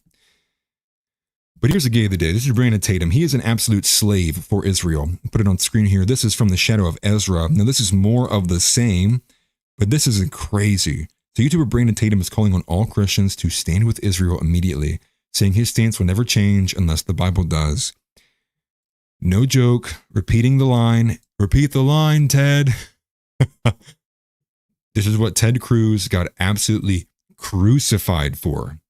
Ted Cruz made the same stupid statement with Tucker Carlson about, those who bless Israel will be blessed themselves, which is a manipulation of an interpretation of the word of God, and everybody knows it. Yeah, say the line, Bart. Yeah. So here it is. This is 2 minutes of Brandon Tatum glazing Israel. And like I said at the beginning of I'm so sorry. That was probably so loud. I'm so sorry to everyone. I probably just murdered people's ears for that. I had the expander boosted for the county school board stuff. I'm so sorry. That stuff's so quiet. All right. And like I said at the beginning of this statement, is that God says explicitly in the Bible what Christians shall do and how Christians shall view Israel and how we should support Israel. All of that is laid out. And until the Bible changes, then my stance on it will never change. What do you think is the root of, dividing Christians and Jews? Now you're getting all those comments, the $7,000 memes, you're getting them, I'm getting them. I'm like, really? Really? We're getting paid the $7,000? I wouldn't be working, that's for sure. Yeah, I'm still waiting on that check. That's all I know. So when they give me that $7,000 check, I'll probably smile. But the reality is, these people are just saying these things because they cannot combat the truth. They cannot argue or debate with what is out there as the truth. They have nothing but emotionalism and lies and propaganda to push. And I think it's a few angles here that create this type of mentality in people. And one is a spiritual battle. I think God has given a lot of people over to what we call a reprobate mind. He's given them over to their own lusts and their own devices. And therefore they're falling off of a cliff. And you can see them very clearly. They start in one place, and now all of a sudden they're the most deranged people on social media, period. And it's very clear. But then you also have the effects of Islamists, where they are using money to infiltrate universities, to use propaganda on our students, to have them hating America, hating God, wanting to separate God from the founding of this country. You mean like all of the money flowing into the institutions for the cause that you're glazing right now? Like, dude, like it's so stupid that we couldn't even go 2 minutes without him immediately being a massive hypocrite, dude. Like, this is the best token black conservative America could find. Really? This is all we had? Are we for real? I'd have think by now Brexit been around for how long now? This is still the best we can do as Officer Talmud. The guy who's got Bible verses tattooed on his arm but couldn't tell you a damn thing about what they mean. He could recite them but tell you what they mean. Nope. Nope. I'm so worried about all this money coming in and this infiltration at these high institutions causing people. Wow. What? That's happening, dude? Bro, they seriously, they're putting money, foreign money's coming into this country to propagandize people, dude? What? Dude, it is like, miss me. This is what I say. This is what I mean. Guys, I'm serious. Please take me at my word. This is what I mean when the average pundit, the average grifter takes full advantage of the average person being retarded. They, in fact, expect you to be. They expect you to slop every word up that he just said as truth. And I'm a skip and a half away from being a theologian, let me tell you that. And even I could very, very easily tell you, no, that is not what the interpretation is. No.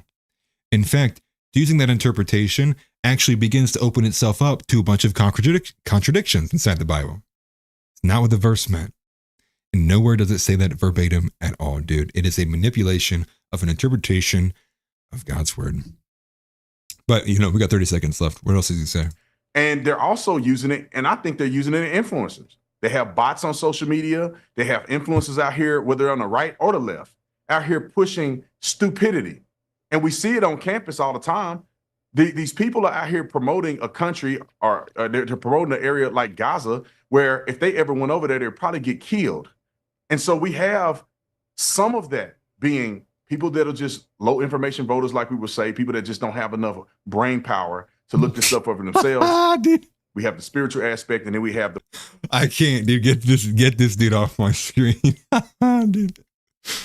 Oh, okay. Get off the screen. Get off the screen. I'm gonna say something so racist. Just kidding. That was a joke. It was all sarcasm. A joke. Hope that wasn't too loud. The next thing is another element here with Laura Loomer and Randy Fine. It doesn't. I wish it would stop. I don't know why it doesn't stop. Laura Loomer seemingly has such a permanent level of imprint, like a social footprint. I don't think that's ever going to go away. She's always going to get likes on posts. We're not going to play this entire thing, but I will probably get to about right here. Make sure I'm going to mute it first. So I want to get as little of Larry speaking as possible. How do I make it so Loomer doesn't say words? Less words from Larry, please. All right. Dude, man, did she seriously talk that long? I can't believe I survived that. There we go. It's more about what Rip Van de Fine says on the second half here. And to summarize, I even had a post I made. It is basically, this beginning portion is about dual citizenship. That inside of asking the questions, that it is anti-Semitic. And then he makes the argument that, well, once they're done attacking the Jews, they're going to come for Christians. Christians need to remember Muslims. Really? You think Christians need to be reminded that Muslims don't like them? I mean, it's just like, do you think I have Down syndrome? Do you think I am do you think I'm subhuman? Do you think I am not the sentient being? Like, of course, the majority of all Christians know. And they know because you Jews won't stop pushing that propaganda onto us, making it seem like there's a very one-sided conflict going on. And then he goes on to say, well, and then at the end, pretty much all criticism I get is anti-Semitism anyways. At the root of that, typically I appeal a few layers back, it's anti-Semitic.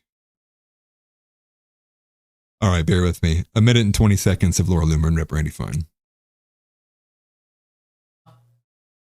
Yep. What Christians need to understand is they pick on the Jews because there aren't that many of us. There's only 15 million.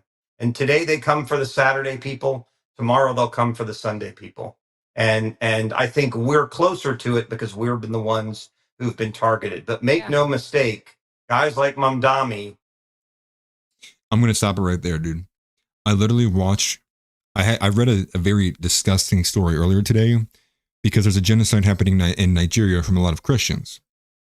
But many of you probably already know Christians are persecuted constantly, nonstop. There's genocides in many, many, many countries around the world of Christians. It happens almost on a daily basis. It is not pushed at all because it's not politically expedient. That nobody needs reminded. At least a Christian who's paying attention doesn't need to be reminded that Christians are constantly being persecuted, constantly being sought out and chased down and killed and slaughtered. And like this story in Nigeria, it's exactly what happened to this mother. This mother, her husband, and her children were killed in front of her. She barely survived, but she still lost her hand. It was caught somewhere halfway through her forearm. And who did it? Islamists, Muslims. Same general usual actors who do carry out those types of attacks. Christians don't need to be reminded that Islam is a force. Jews need to be reminded that America is a Christian nation. How about that? That's the reminder that I think needs to be put out there. Oh, that's crazy, dude. Rep Randy Fine, you're not a Christian, dude? Oh, that's wild, dude. You're not a congressperson anymore either. Whoop. What happened, dude? You got fired. Yeah, that's what needs to happen. But here's the rest of it. They don't like Christians either. Jews are just the easy target because people need to understand this. There are fewer Jews in the world than there are people who live in Beijing, China. It's not many. It's a small number.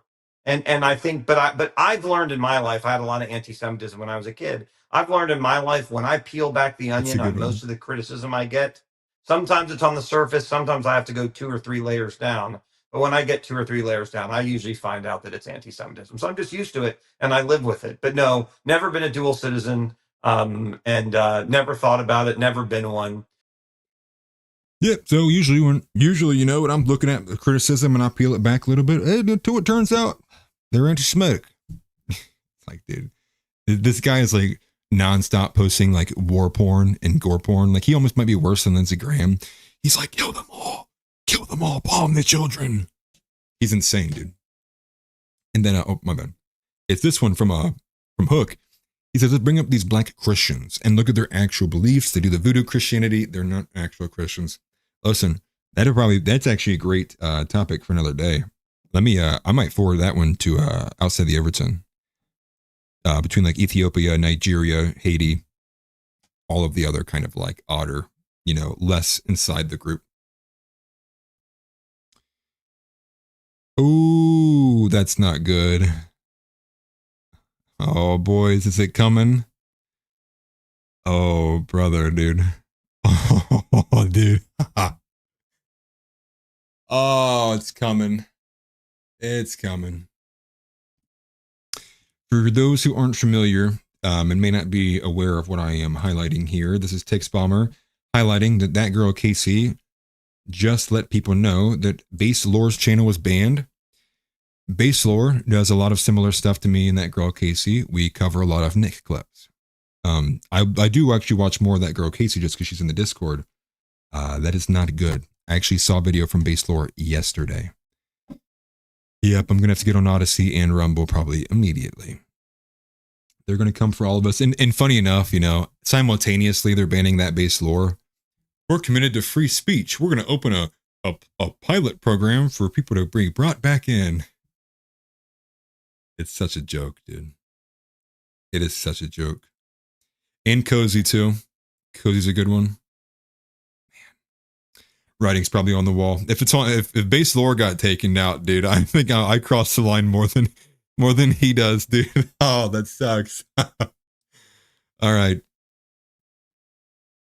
When I say cross the line, I mean really push to see if I have the freedom of speech here in America. Oh, Lord help us. Hey, it is just a matter of time before X is like that too. But listen, this is why we started Nav, and you'll catch me on Nav. No, ride it till the wheels fall off. Hey, if that girl Casey's listening, also appreciate you, Tix, for putting that in here. That's a great reminder. Warning, actually. Warning. You're getting close. Because as far as I understood, Shameless Spurg was the only one that got taken out of like our side of YouTube, and that was like months ago. If Base Lore's gone, Leather Apron Club's gone too. That girl Casey's gone. I'm gone. All Things, what is that? What is it? All Things Special podcast is going to probably go to. Hey, there we go. Am I on Rumble? No, I'm not. I am on X. So I'll try to facilitate off of X and maybe push things over to Rumble. Ooh, not looking good. Yeah, maybe that's maybe a better idea. Just start a printing press, dude. Oh, I'm gonna hand walk people my video scripts. We're not even doing videos anymore. It's just what the script was. So you could have seen how it would have looked had I edited it. Anyways, on to Seth Dillon kvetching. We march on. We march on. But on to Seth Dillon kvetching, though. This was a post from Seth Dillon saying Evan Kilgore has a large audience. Many of his followers are popular conservatives. Some of them are my personal friends. He doesn't only praise Hitler, sometimes he posts Bible verses. Time to ask again, what is a conservative? And this is more of the, now you guys might be hearing it from Outside the Overton and Netter as well, right? Netter, N-E-T-T-R, which is no enemies to the right. Kind of the concept that the more important priority thing, you can deliver them in Lake County, Ohio.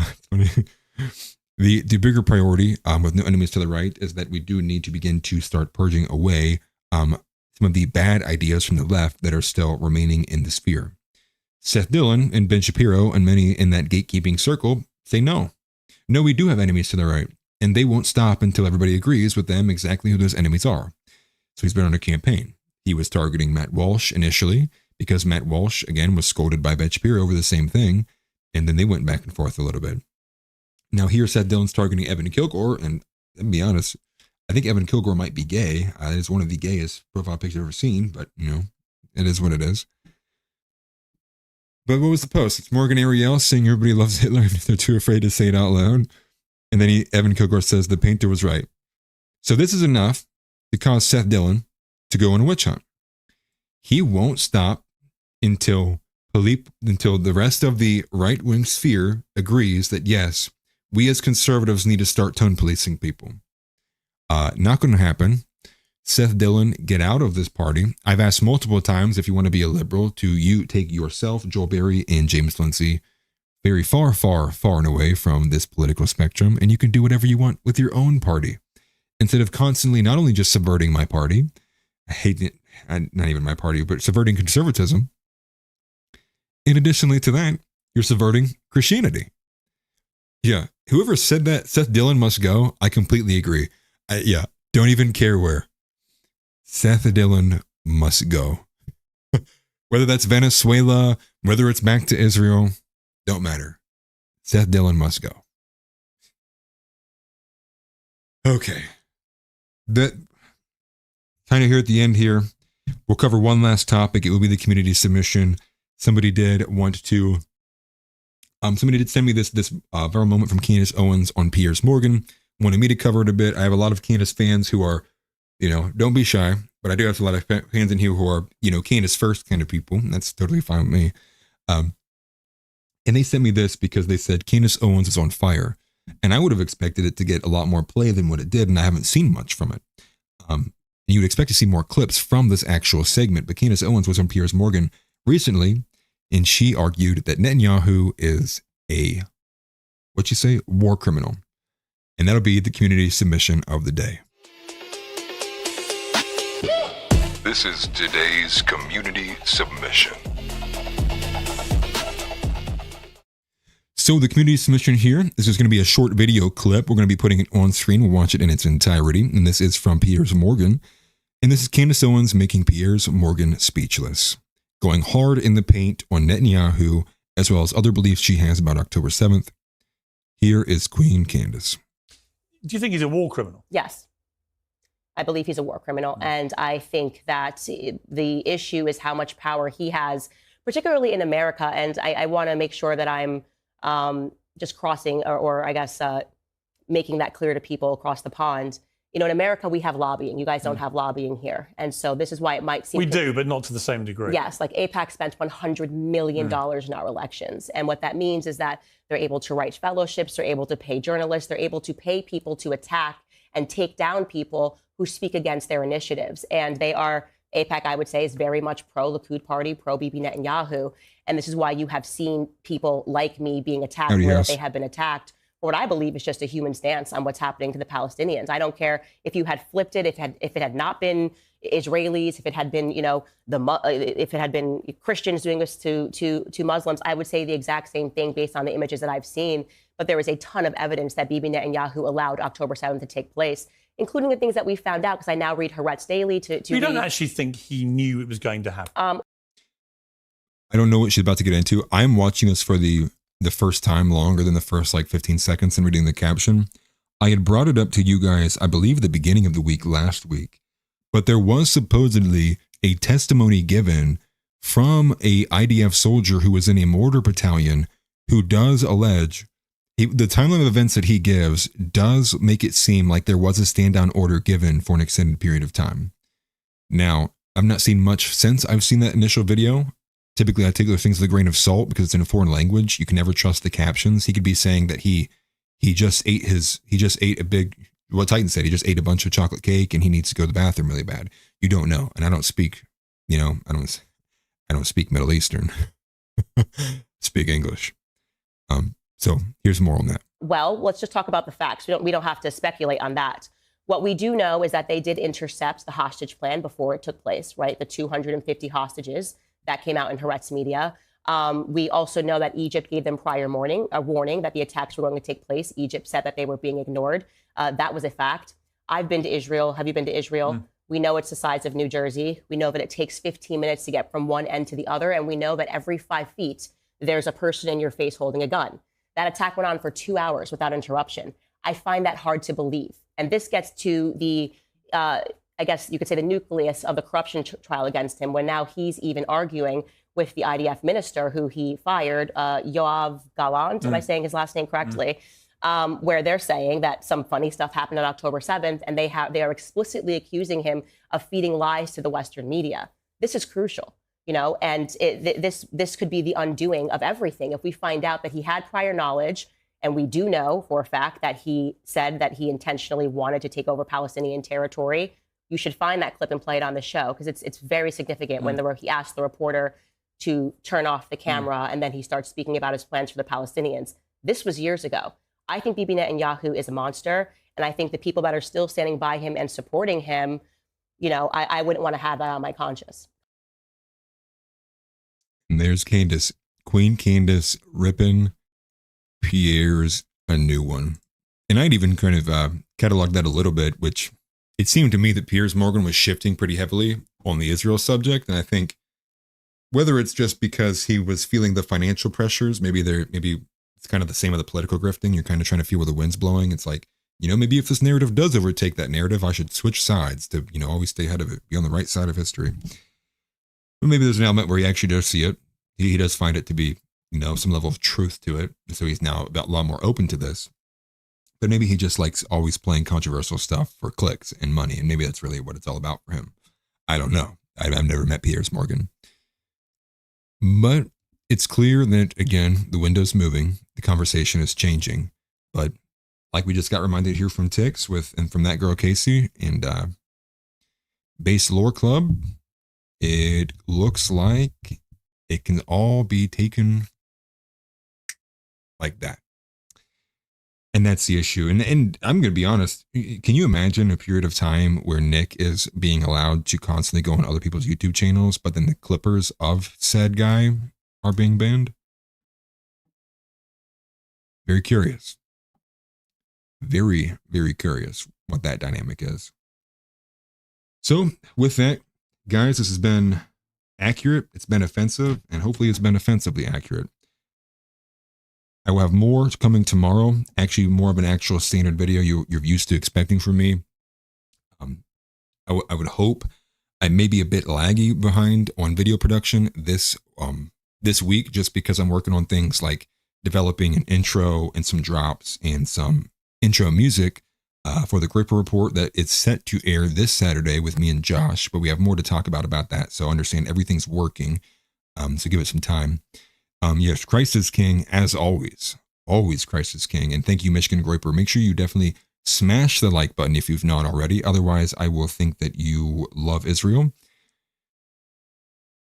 Yeah, I think that's bad enough. And, expect more from me. I'm going to try to maintain my daily upkeep. The only issue is I still am only limited with how much time I do have. So with that, if I'm taking over on Saturday from 8 to 10 p.m., I'm probably going to have to no longer do a Friday show, just to find a way that I can spare time to be able to do these things and, be a father to my daughter and be a husband to my wife. So that might need some refining. We'll work on that. Obviously, I will update you guys on X and on here and on stream what those plans are. But there's a lot going on. I'm very excited for Nav. Always be reaching out to creators who you think would be a good fit for Nav. Always be reaching out to people who you think would be good for a debate for Nav.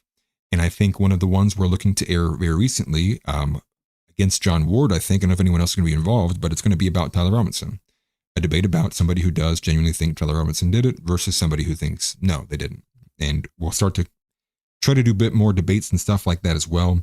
We're obviously trying to build our own platform too. So with that, we're trying to build a website in the back end so the censorship thing won't be a thing. We'll have our own website, so much like InfoWars and many other of these places like MDE.TV, like Sam Hyde's network. Many of these places just make their own platforms. They exist without having to exist inside of a certain ecosystem. I think that's the right way to go. Although Tix did send me a video about digital content I'm going to watch here in a little bit to see if that changes anything from some of the directions I've been thinking. But you guys have a good rest of your day. Have a good rest of your night. Christ is King. Deport Kash Patel. Ban Pam Bondi from all of public life and put women back in the kitchen. Appreciate you guys, and I'll see you next time. Peace. Get up and get out. Get out. Get out. I have a question for you. Say Christ is Lord. Say Christ is Lord. Say it. You say Christ is Lord. Get out. Get out. Christ is Lord.